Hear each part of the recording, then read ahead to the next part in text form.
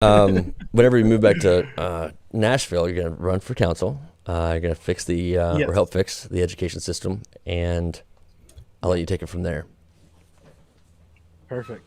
Yeah, I feel like most of my upbringing in Nashville kind of showed me that just focusing on education, housing, and just making sure that we're creating an environmentally friendly atmosphere and environment with all these new companies and everything. And Nashville has done really good, I must admit, with making sure that our footprint is pretty small. And so I love to see that, and I love to see initiatives continuously getting passed for kind of creating a safer earth, so to speak. So always interested about learning about things like that, and kind of just seeing what's out there. As a scientist, I think that's one of the biggest things that I enjoy is just, for every problem there's a solution. It's just a matter of finding a solution and then optimizing it, right? Okay. Yeah, for sure. And as simple as that sounds, it's quite more complicated than what it really is. Uh, as So evidenced here in this podcast on the daily. I'm telling you, man, this is it's a new day and age, and it's a lot of beautiful things out there, but they are getting more and more complicated, for sure. yeah, yeah. To say the least, have you seen the Netflix special called The Social Dilemma? Everyone's talking about that. Apparently, I need to watch it. Man, yeah, you got to watch it, and then we got to talk about it. I gotta hear your take on that. I'm interested to Well, hear your I've been perspective. saying what that So thing has. I already know the theme of it. Whenever somebody told me the social yeah. dilemma, I was like, "Oh, really? That sounds like a movie I would have written about this." And they're like, "Yeah, that's what it's about." Oh, okay. Hmm. Yeah. Um, Yeah. it's Uh, just it's how well shoot, I mean, it's why everyone's fighting right now on social media, yeah. and it's dangerous. It's Exactly. to me, it's one of the most existential threats to democracy when you literally have people on both sides listening to somebody on television or social media say what they want to hear, Hmm. and it's going to anger them, right? I mean, both sides are. I bet the news anchors on both sides are having beers at night. Like, man, these freaking idiots. Yeah, I'm Hey, just hey, like, Billy, what are you gonna say tomorrow? Be like, I'm gonna say this and this. No, you fucking aren't. Nope. When are you gonna say that? I can prove you wrong. I Be know like, they text each fucking other watch this. afterwards. Yeah, they're like, watch it, man. They're so stupid. I'm gonna say this and you say that, right? And they're not even gonna research each other. Like, watch how stupid these motherfuckers are. It's like, oh, it's so frustrating. Yeah, So it's so frustrating. crazy. Have you seen like the hierarchy of like cereal companies, like cereal brands? No.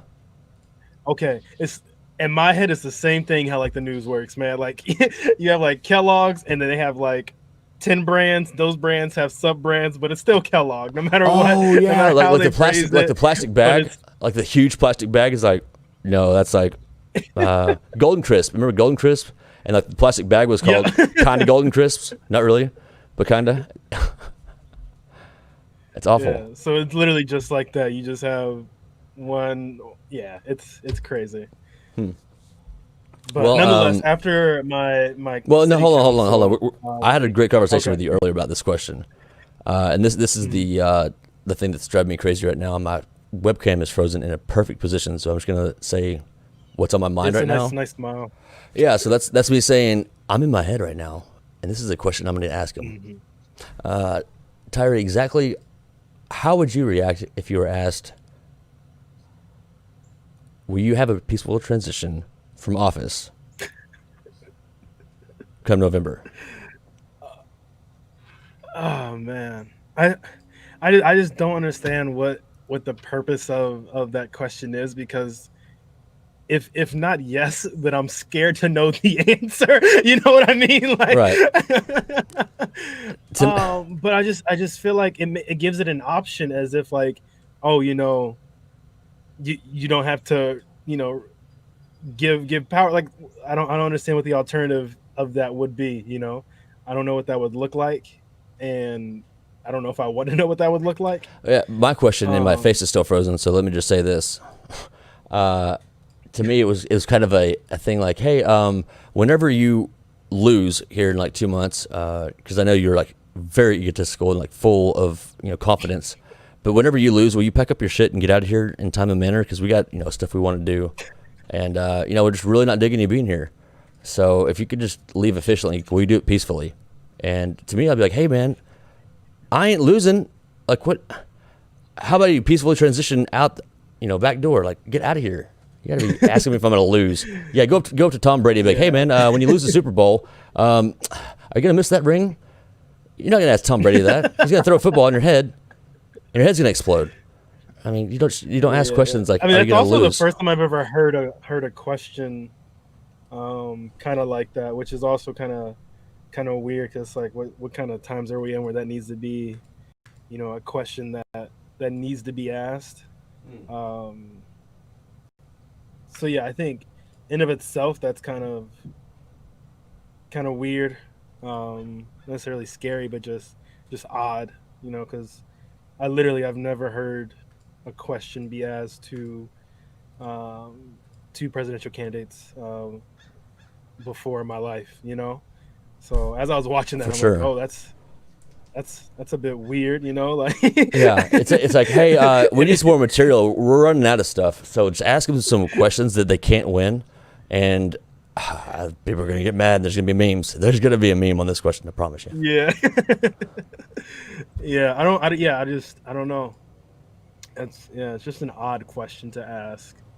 Um, So yeah.